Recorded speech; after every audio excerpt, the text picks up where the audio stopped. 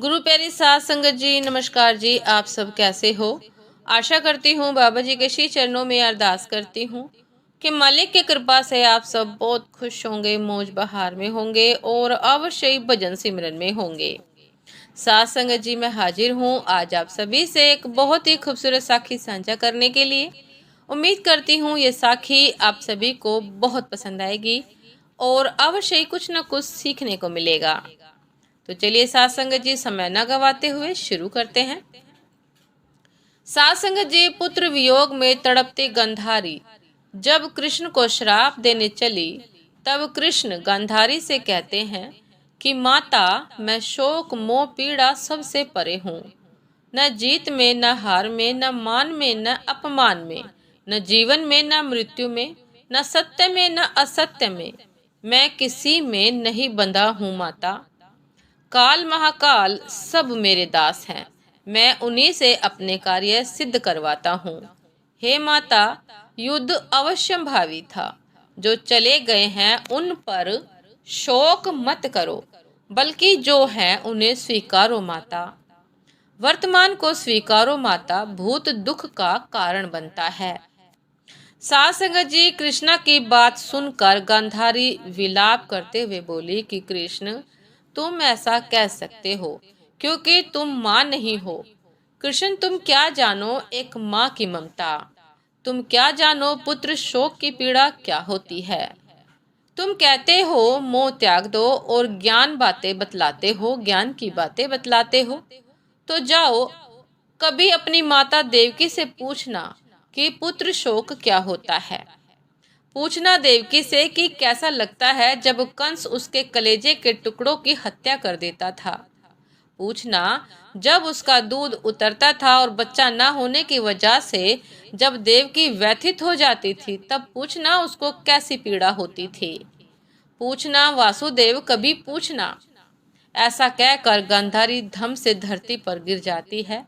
फिर कृष्ण गांधारी को संभालते हुए उनके आंखों से निकल रही अश्रुधारा को पोंछते हैं। गांधारी फिर रोते हुए रूंधे रूंधे कंठ से कहती है कि कृष्ण, तुम्हारी माता ने तो 6 पुत्रों को खोया है, परंतु मैं अपने 100 पुत्रों को खो चुकी हूँ। कृष्ण कृष्ण गांधारी को पुनः समझाते हुए कहते हैं, परंतु माता, कौरवों ने वही मार्ग चुना जिसमें उनका पतन निश्चित था। अब मैं किसी के कर्म क्षेत्र पर तो अधिकार नहीं जमा सकता, कर्मों का फल तो भोगना ही पड़ता है माते। साथ संगत जी, गांधारी कृष्ण की तरफ अश्रुपूर्ति नेत्रों से देखते हुए बोली, ये कहना आसान है केशव, परंतु एक माता के लिए उसका पुत्र ही महत्वपूर्ण होता है। वह लायक है या नालायक, इसका माँ की ममता पर कोई प्रभाव नहीं पड़ता। जितना दुख उसे लायक पुत्र के मृत्यु पर होता है, उतना ही नालायक पुत्र पर भी। लोग कहते हैं कि तुम आदि ब्रह्म हो, लेकिन हो तो पुरुष का ही कलेजा वज्र का ही रहेगा। लेकिन हो तो पुरुष ही, कलेजा वज्र का ही रहेगा। माता पार्वती देवी होते हुए भी अपने पुत्र गणेश का शोक सहन नहीं कर पाती है।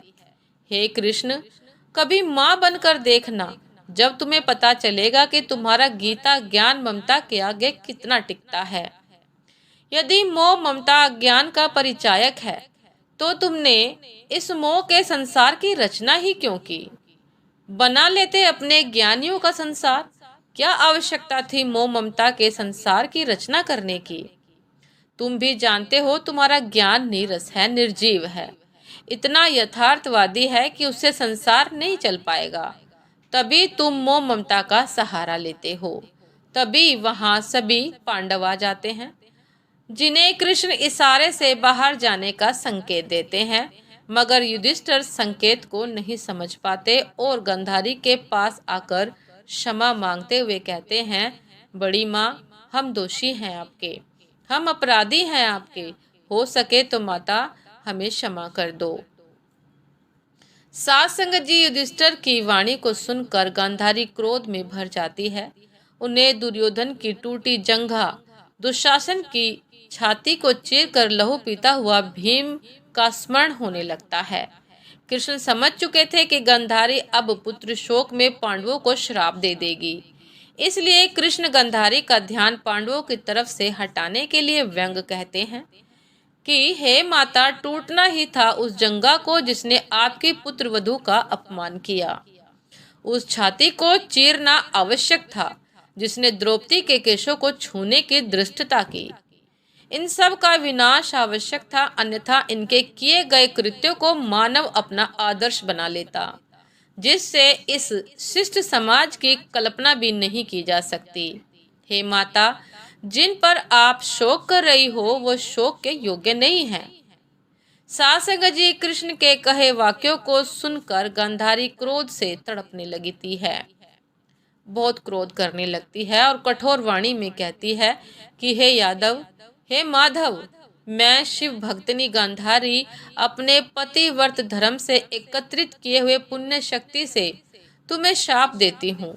जिस तरह से कुरु वंश का विनाश हुआ है उसी तरह से पूरे यदु वंश का भी विनाश हो जाए।